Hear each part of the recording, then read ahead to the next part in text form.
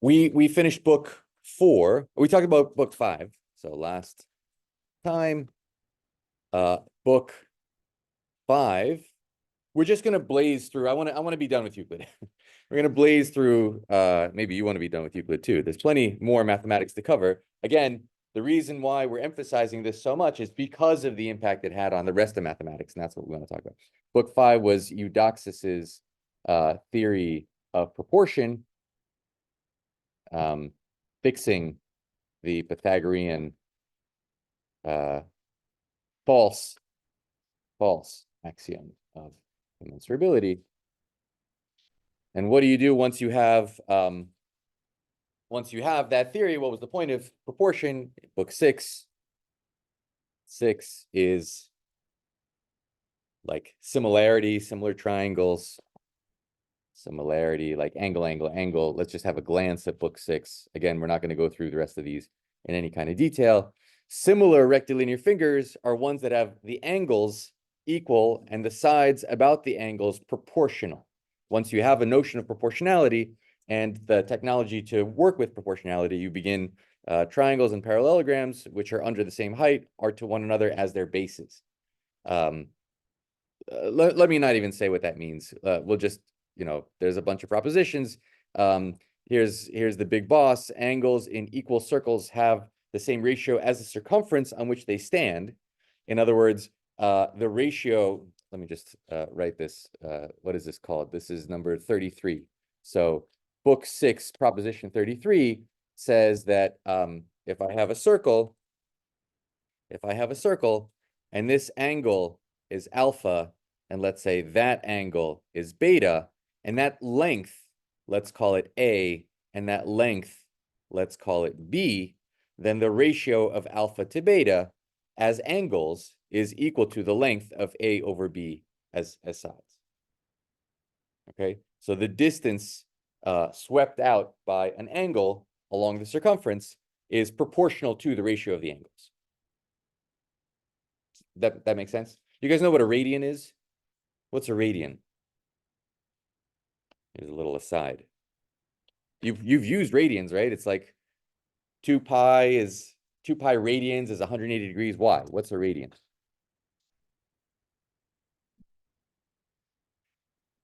Yes, it's this is something I don't understand why they don't teach this. Like, I didn't learn this in school either. What's this distance? This distance has a name. You all know it. It's called a radius. This is called a radius. You take this distance, you measure whatever this distance is, and you walk this way the same amount of distance.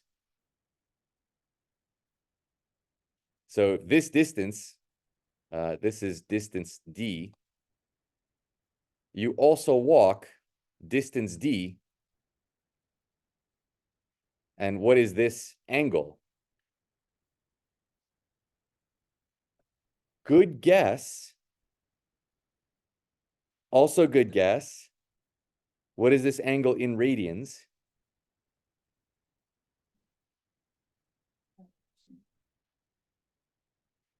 Two pi over d. Let's figure out the answer.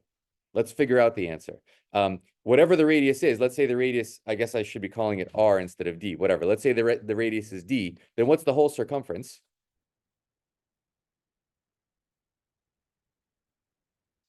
Two pi d, right? That's the definition of pi, is that the circumference is pi times the diameter. This is horrible. I'm using d for radius when discussing diameter, but you know what I'm saying. And so if we've measured a distance d, then what fraction of the circle have we? If this is the total circumference, right? The total distance around is 2 pi d, and we've only gone d. Then what fraction have we gone?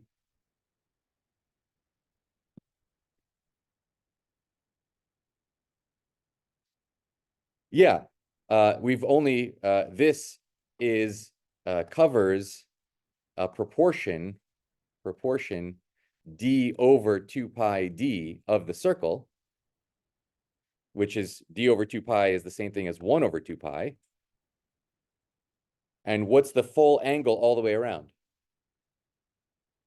2 pi. The whole angle all the way around is 2 pi. So what fraction of this, if we take 1 over 2 pi fraction of 2 pi, how much is that?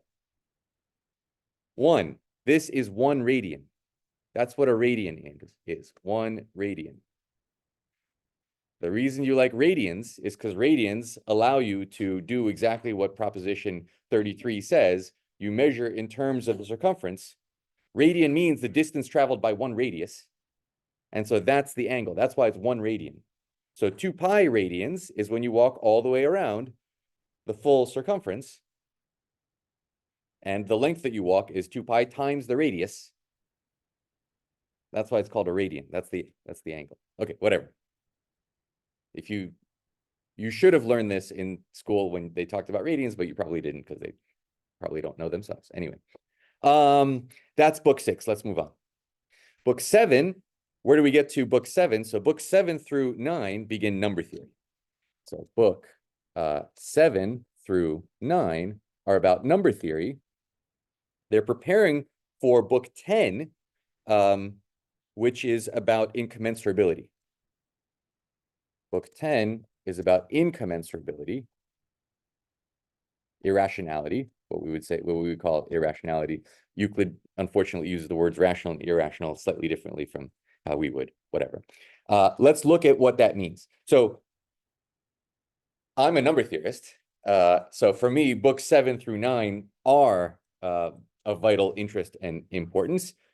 Maybe for Euclid, they're just all a warm-up for the incommensurability, which again is fixing what the Pythagoreans were struggling with. So let's just have a glance at book 7. So here's book 7. Definition 1, this is important. A unit is that by virtue of which each of the things that exist is called 1. Okay, that's a horrible way of saying we're just going to declare. So this is book 7, definition 1, not even proposition 1, just definition 1. What is a unit? Is you're allowed to declare any given length a unit. You are allowed to declare any given length unit. Are we measuring in inches? Are we measuring in feet? Are we measuring in centimeters? Whatever it is, that's our unit. That's how we're going to measure it. Okay. Definition 2, a number. What does he mean by the word number? He does not mean 3. What he means by a number is a multitude composed of units. That is a really bizarre way of saying a whole number of whatever units you have in mind. Okay, so definition 2, a whole number is something that's measured a whole number of times by your unit. So 2.5 millimeters is not a number. 250 millimeters, nanometers? No, there's one before. Micrometers, micrometers, right? What comes before millimeters? Nobody hears. Milli is 10 to the minus 3. 10 to the minus 6 is micrometers. Okay, so anyway, whatever. A whole number is something measured by a unit. So you declare what your unit is. In other words, for him, the number 4, like 4 is not a number by itself. 4 means 4 watts, and the watts is the unit. So I declare that A to B, thank you, is a unit. And then 4 means 1, 2, 3, 4 of the lengths of A to B. That's what 4, that's his conception, is that numbers do not live. Because the Pythagoreans were so heavily hurt by this axiom of incommensurability, people treat number as suspect, but geometry is kind of the king. Okay, so it's okay to do number theory as long as you're doing it geometrically. And if you look at this definition, if it's able to load, hello, pretty please. Okay, it's not loading. Let's go to definition 3. Now nothing's happening. Oh, something's happening. Here we go. Definition 2. All right, we're not going to read all of this. There's no picture. Definition 3, a part of a number is something that measures the greater. In other words, if U is the unit and AB is what we would call the number 2, then this number C to F is 1, 2, 3, 4, 5, 6 units. But that's not what he's saying. He's saying that AB measures CF because 3 ABs fit inside CF. Does that make sense? So you can think of CF as the number 6, and you can think of AB as the number 2, and 2 divides 6 because 3 2s make 6.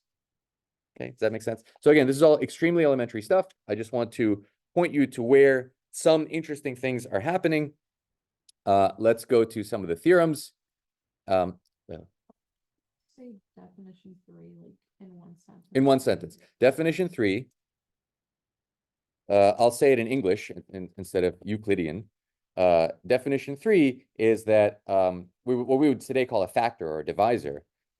Let's say the number k is a divisor of the number n if k measures n, if k measures n, i.e. if there is some other whole number, I don't know, m, so that k times m is equal to n.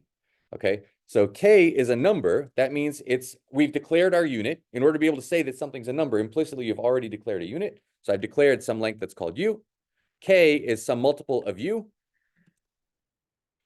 N is also some multiple of u.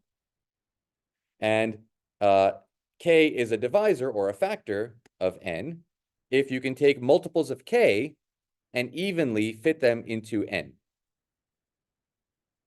All right. So he's doing all of this geometrically because he doesn't want to say it in what we would just say like 3 divides 15 because 3 times 5 is 15. All right. So that begins the process of the study of whole number. There are all kinds of definitions. This is an important definition. So let's look at this definition for a second. For some reason, which is unknown to any modern person, the Greeks became very interested in what they call perfection. So they look at the divisors. Let's talk about this for a second. This is kind of cool. So give me a number. 8. Okay, take n equals 8. What are the divisors of 8? 2, 4, 8, and 1. That's it. Those are the only numbers that are factors of 8. Okay, if we add up all the divisors, so the number 8 is always going to be, the number n is always a divisor of n. So we're not going to consider that a divisor. Add up divisors other than 8, other than 8 itself. And what do you get? 1 plus 2 plus 4, 7. Okay. 1 is also not a proper divisor because 1 is always a this is what I mean by, look, this is what they took pleasure in thinking about. There's a reason I'm highlighting this, because it will relate to another 2,000-year-old story. So 8 is not perfect. So 8 is not perfect. They were worried about, like, if the divisors add up to more than a number or less than a number, and if they add up to exactly that number, they call that number perfect. So let's try 6. I thought maybe one of you would throw 6 out there. What are the divisors of 6? Yeah, 1, 2, 3, and 6, but 6 doesn't count. And what's 1 plus 2 plus 3? 6. So 6 is perfect.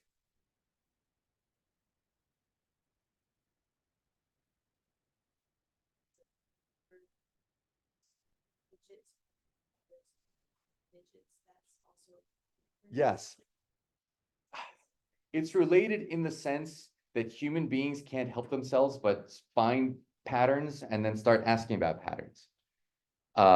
So yes, that's the kind of thing that, number theory starts to address. When it's something about digits, my spidey sense always goes off like, I cannot, if you don't think that this is cool, I can't convince you that it's cool.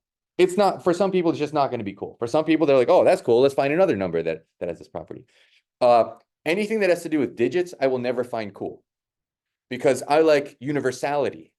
I like principles that don't depend on how many fingers we happen to have on our hands as opposed to Martian hands.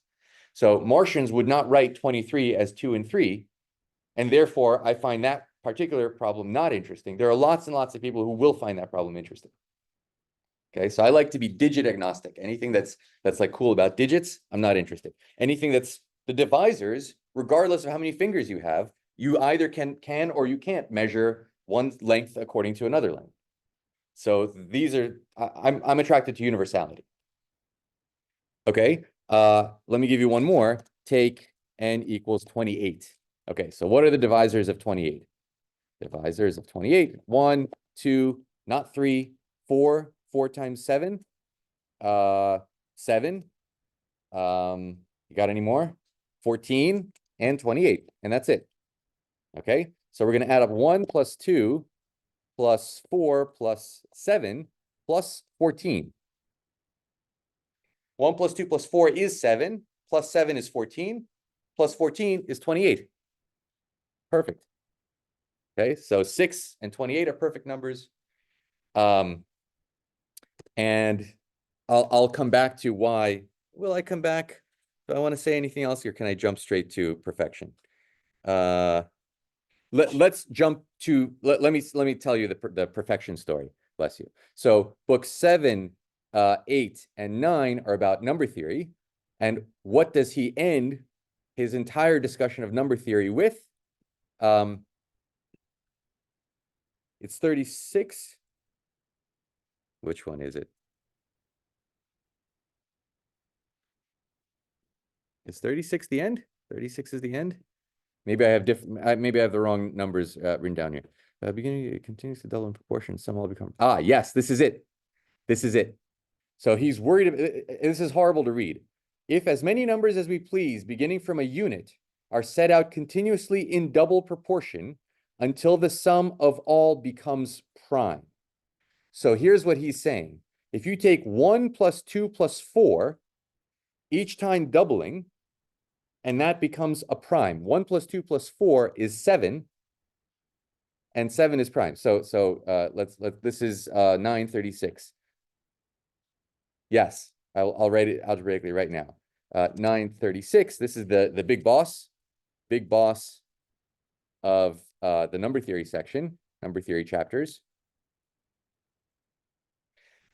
If 1 plus 2 plus 4 plus 8 plus ...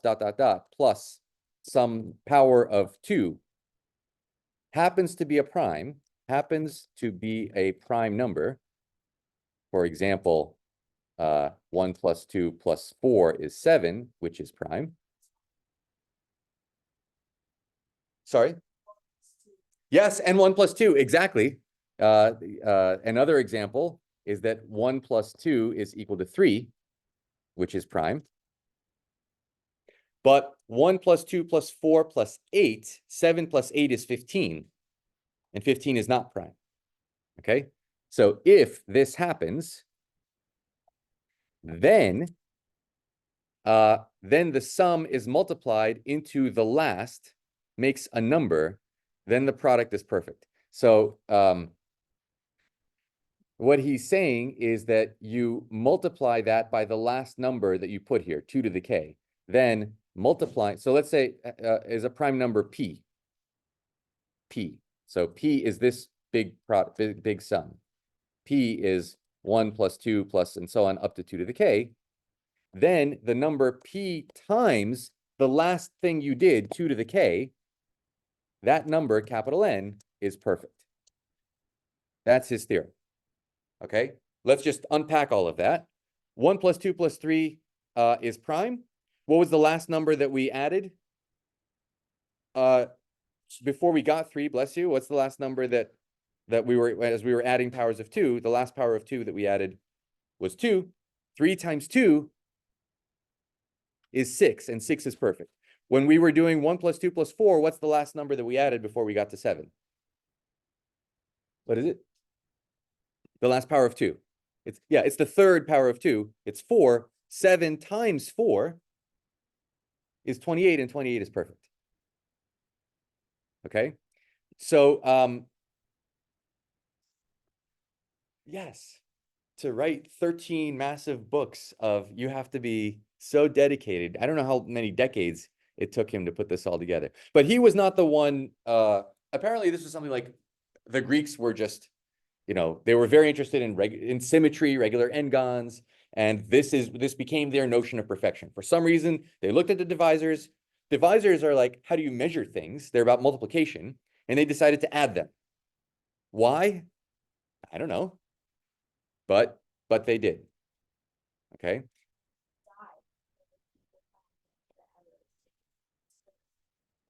Yes, although this is not an error. This is,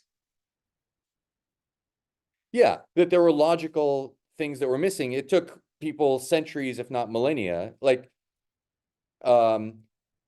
centuries later, people were already saying this isn't rigorous enough because we're not talking about intersections and lots of other issues. Millennium later, those problems were solved.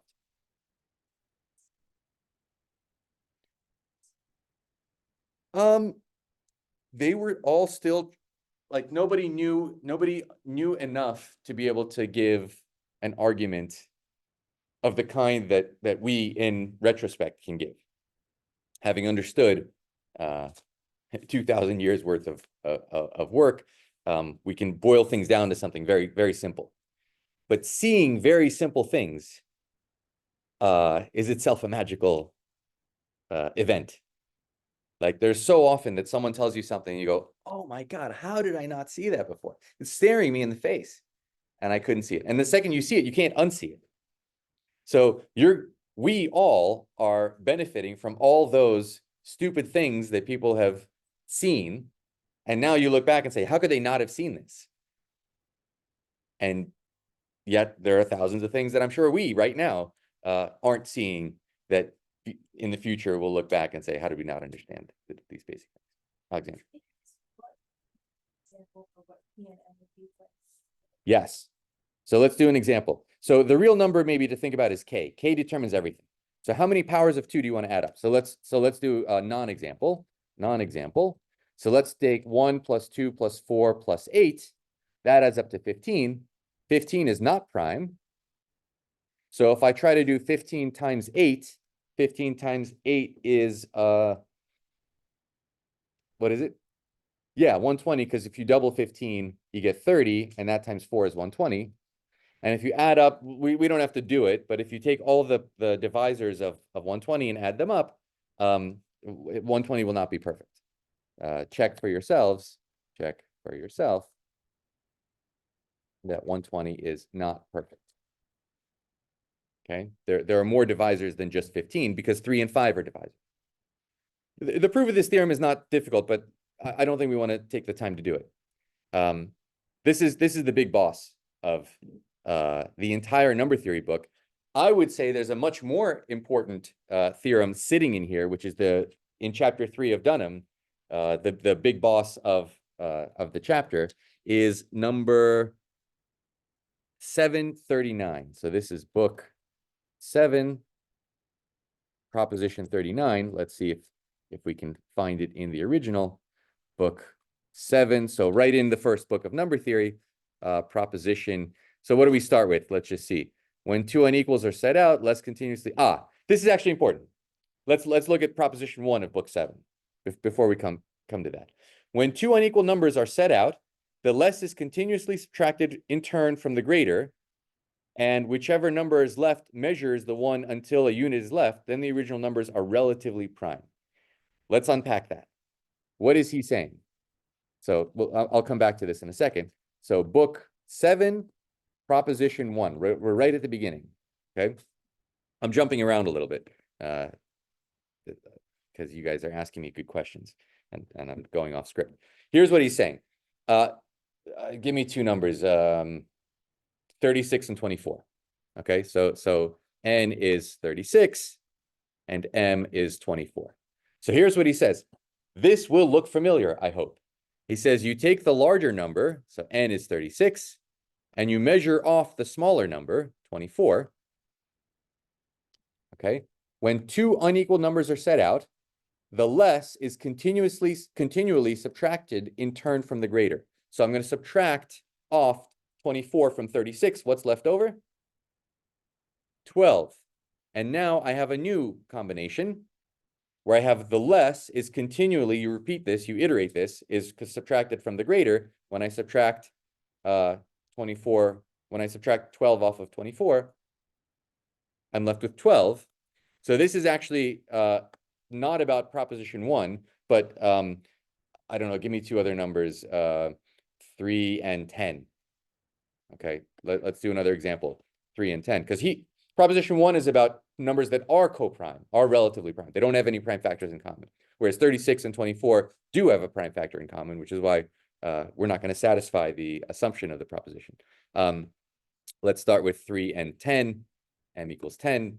You want to take 30 seconds and work out what will happen when you start with 10 and 3 and continue this process? No, you want to do it together? No, it's just that then you're a negative. No, because correct. So now you have to put the 7 against the 3. You always subtract the smaller number. So you always, when 2 n equals, the less is continually subtracted in turn from the greater. So you do not get -4. You don't just alternate. You always take the smaller one from the greater one. Exactly. It's exactly the Pythagorean axiom of commensurability with one big caveat. The axiom of commensurability, this is so important. The axiom of commensurability, Amelia, you see it?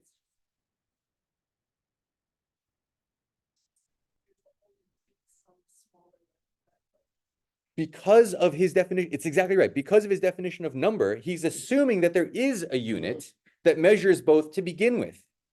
So this process has to halt. Unlike the Pythagorean process, which they just started two regular lengths, whatever they happen to be, and tried to run this process and assumed that it would always halt, he's saying, assume that there already is a unit that equally measures both numbers. Then this process does halt. That's all. Okay, so he added one more thing, which is a unit that measures all numbers. That's why he's talking about numbers. Now you can run this process. The Pythagoreans were assuming that there always was such a unit, and it's simply not true. Did I see another hand? Danielle. Yes, exactly. So I'm going to subtract another 3 from 7. So now I have 4 against 3. And now what? Now I get 1. So the 1 I can put right there. And now I subtract the 1 from the 3. And I get 2. Now I'm measuring 2 against 1. And now I subtract 1 from the 2. And I get 1 and I get 1. Okay, so now let's read what he says. When two unequal numbers are set out, the less is continuously subtracted in turn from the greater if the number which is left never measures the one before it until a unit is left. If the number which is left is never the same, if you never get to the same number twice until what's left is a unit, this is the first time that I have the same number twice. If that's what happens, then the original numbers are relatively prime, have no prime factors in common. Lori. Why did the 2 come from? I think once you subtracted, once you did 4 minus 3, you got 1 after. Yes, so now I have 3 and 1. So I changed the grouping. It was 4 and 3 was the grouping. Now 3 and 1 is the grouping. And then we get 2 and 1. And then we get 1 and 1. Now 1 and 1, now we have the same two numbers. He says, if you get the same two numbers and those two numbers are a unit, then 3 and 10 are relatively prime. They're not themselves prime numbers, but they have no factor in common, are relatively prime. Relatively prime. I.e., in English, they have no common factor. Common factor greater than. Okay. Proposition 2. So this is really proposition 1 belongs over here. And proposition 2 is what we just did with 36 and 24 to find the greatest common measure of given two numbers. So if they're not relatively prime, this process will stop and they'll both be 12 at some point, and 12 is the greatest common divisor. Okay, so proposition 2 is find the GCD. So again, I do want to emphasize this proposition 1 because it's exactly as I forget who said, it's exactly the Pythagorean, Amelia, Jillian, okay, Amelia. It's exactly, thank you. It's exactly the Pythagorean idea of doing this process, but because he's starting with units, he's guaranteed that the process will halt, and that's why he's off to the races with number theory. And all of this is preparation for book 10, where he's going to deal with incommensurate quantities. Amelia.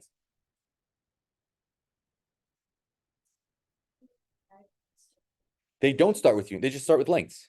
They just start with lengths, and this exact process, which is now called the Euclidean algorithm. By the way, this process has a name. If you hear something called the Euclidean algorithm, that's where, you know, it should really be the Pythagorean algorithm. It's just that Euclid specified when it will actually halt. Position 10, 3, 7, 3. Would you not just, because you know how you see the difference with the two, how you went from 36, 24 to 12, would you not have done 36, 12, 24, 12? Like yes, I'm trying to be slick with, I'm measuring 36 against 24, and then I'm measuring 24 against 12. So then for the second one, is it 10 against 3? 10 against 3, then 7 against 3. I'm always putting the smaller one at the bottom. If I already get something smaller, then I can just keep going. But if not, then I have to rewrite 7 and 3. Does that make sense? Eleanor. Like subtraction, like. Yeah. Just say 10 times 3, 7, 7, 3, Yep. 4. Exactly. Exactly right. That's, yeah, 10. We have 10 and 3. I'm gonna turn that into 7 and 3. I'm gonna turn that into 4 and 3. I'm gonna turn that into 1 and 3, which actually I should flip around. This is really 3 and 1, bless you. And then 1 and 3, I'll turn into 2 and 1, and 2 and 1, I'll turn into 1 and 1. And in fact, there's a faster way to do this. Instead of subtracting, what I should do is divide and see what remainder is left over. So if I start with 10 and 3 and I divide 10 by 3, that's the same as subtracting off a whole bunch of 3s. And then what's left is a remainder of 1. And then I flip it around. So if I divide 3 by 1, what's the remainder? There is no remainder, because 3 is evenly measured by 1. And in the same way, I'll divide 36 by 24. So let's just do the same thing here. If I have 36 and 24, I'll divide 36 by 24. There's a 1, 24 there. The remainder is 12. And if I turn this around, 12 goes into 24 exactly 2 times. And so there's no remainder. There's no remainder, and this is just 12 and 12, you know, where 12 is the greatest common factor. Okay, so that's right off the bat, what he starts with. Let's skip to the big boss, because I want to make sure we do cover that, and that's supposed to be 14. If there are any number of numbers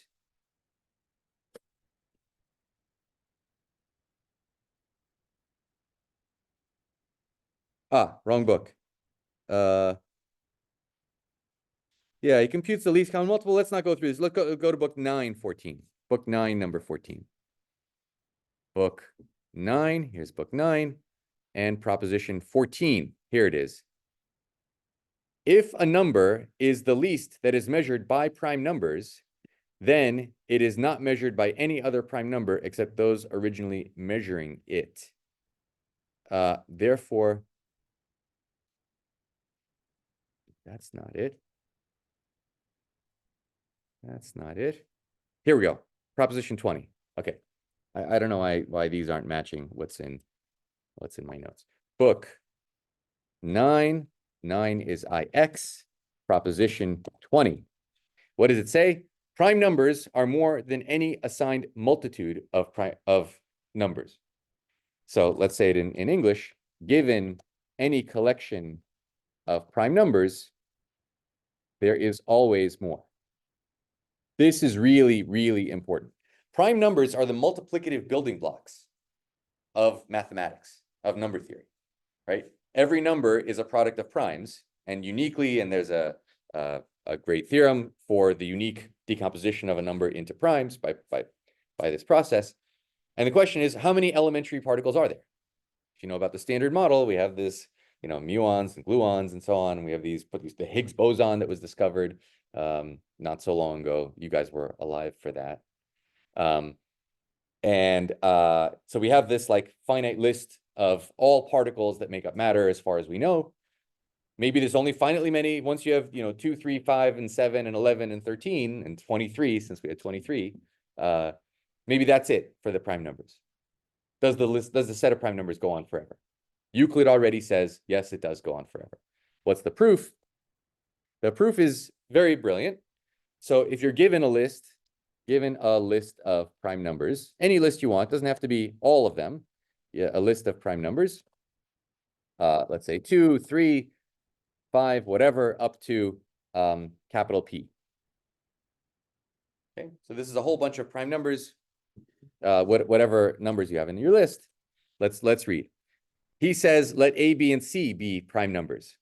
Okay, so that's prime numbers means lengths that are measured by a unit that aren't measured by any other smaller number. So here's what he's going to do. Take the least number DE measured by all of them. Now, what is a number if A, B, and C are coprime? What's a length that's measured by all of them? So this is the least common multiple. We just worked on greatest common divisor. There's also least common multiple. Hopefully you remember. Exactly. He's not saying it, but he knows that the number measured by them all is the product of those numbers. And add a unit. The unit is df. Add the unit to that product of all three.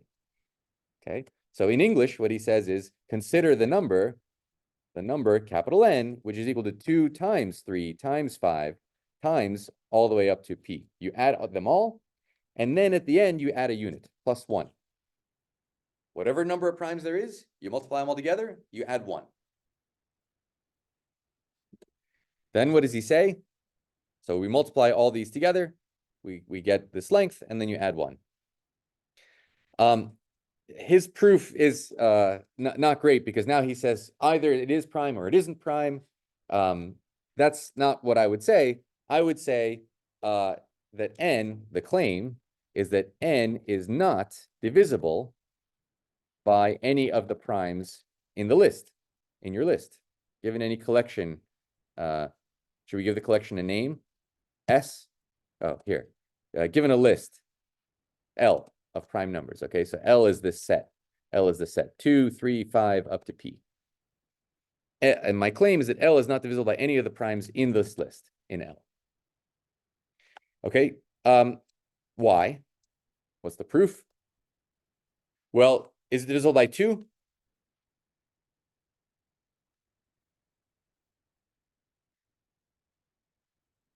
You multiply 2 times 3 times 5 all the way up to P. Is this number going to be odd or even? And then when you add 1, odd. So is it divisible by 2? No. Okay, so why? It can't be divisible by 2 because N, because this thing, yes, exactly. I multiplied it by 2. This is even. Add 1, and it's odd, so not divisible by 2.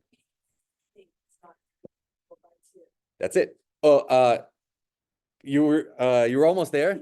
Not only is it not going to be divisible by 2, so it's not divisible by 2. How about by 3?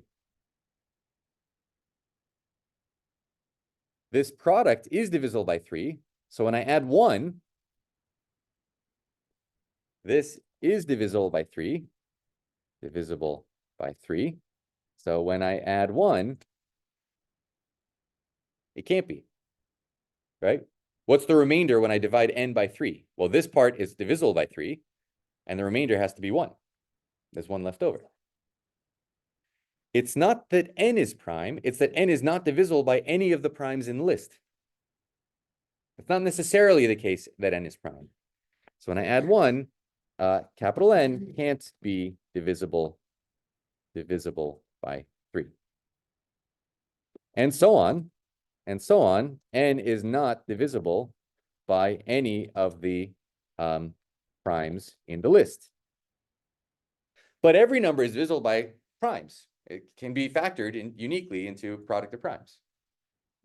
But any number can be factored uniquely, but we don't need the fact that it's unique into a product of primes.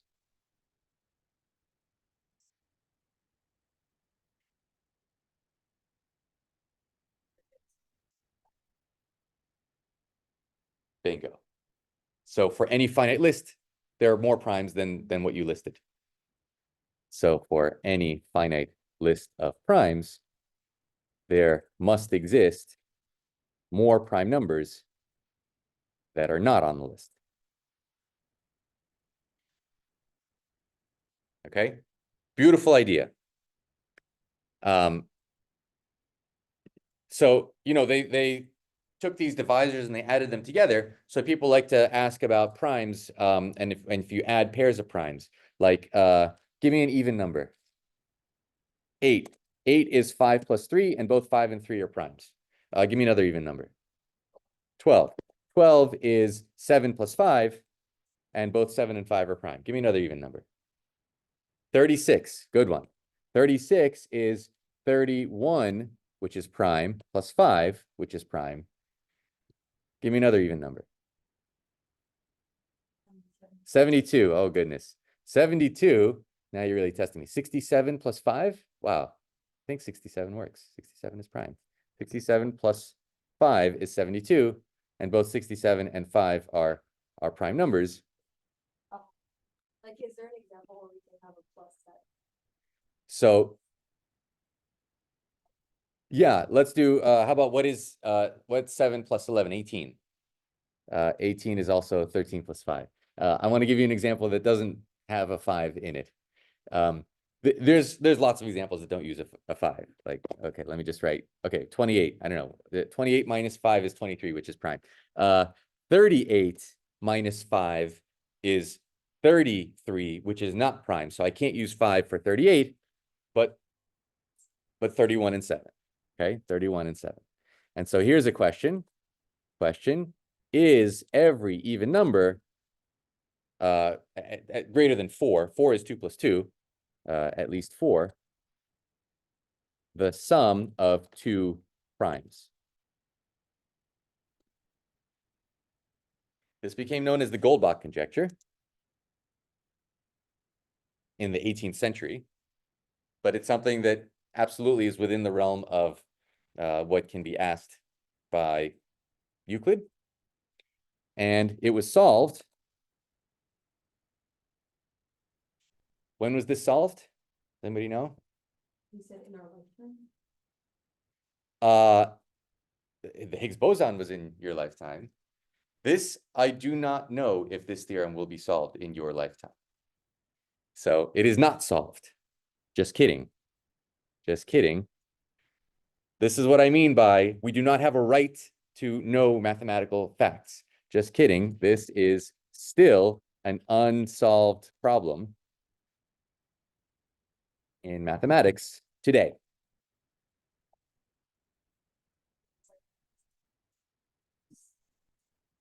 Maybe. Yeah. We do not, we have lots of partial progress. I won't go into the partial progress, but we do not know the answer to this problem. Okay.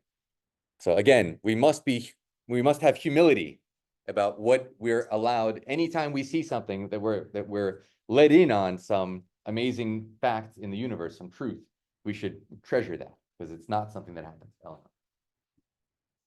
What do you think? I don't know. Are we allowed to like eliminate like the perfect numbers? They said you can't count the number itself as a divisor. If we say something like that, like you can't use 1, then 6 is an even number. Is 6 is 3 plus 3.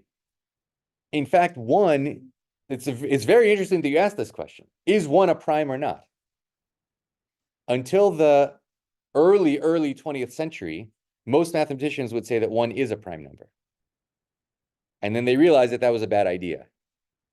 And eventually now universally it's agreed that 1 is no longer a prime number. You can't say that 1 is a prime number. In fact, for this conjecture, you better not say that 1's a prime number because, well, no, that's just because you can add 1 doesn't mean the number before was prime. Not every odd number is prime. So we don't know. We don't know the answer to something as simple as this Goldbach conjecture, that every even number can be expressed as a sum of 2 primes. We don't know. You can check it on a computer up the wazoo.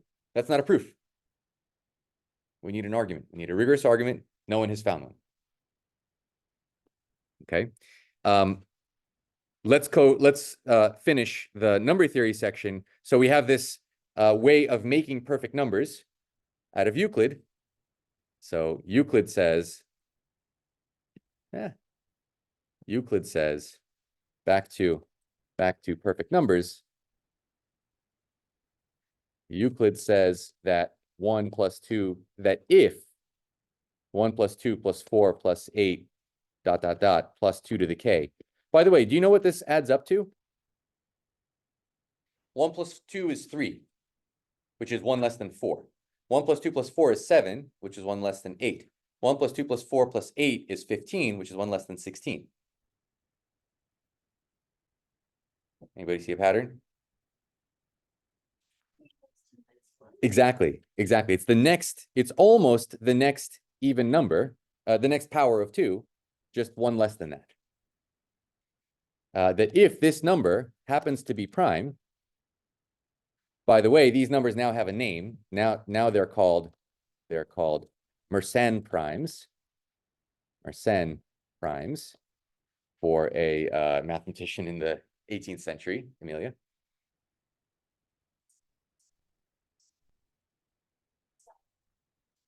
For the Pythagoreans? Because I just recognize like the ... and all that stuff. Yes, Pythagoreans would have known things like this. Yeah, they would be studying like combinations and patterns. Squares and boxes and how to make. Yeah, there's a way with squares and boxes to know this fact. Sure. Yeah, that's a good point. That's not the point I want to make though. So you take this number and you multiply it. If this number happens to be prime, then the number n, which is equal to that number. So let's give this number a name, p. By the way, there was just days ago, I'll put this in the notes, was a new Mersenne prime discovered. This is the largest prime number currently known, with I don't know how many millions of digits. I don't find these things particularly interesting myself. Amelia.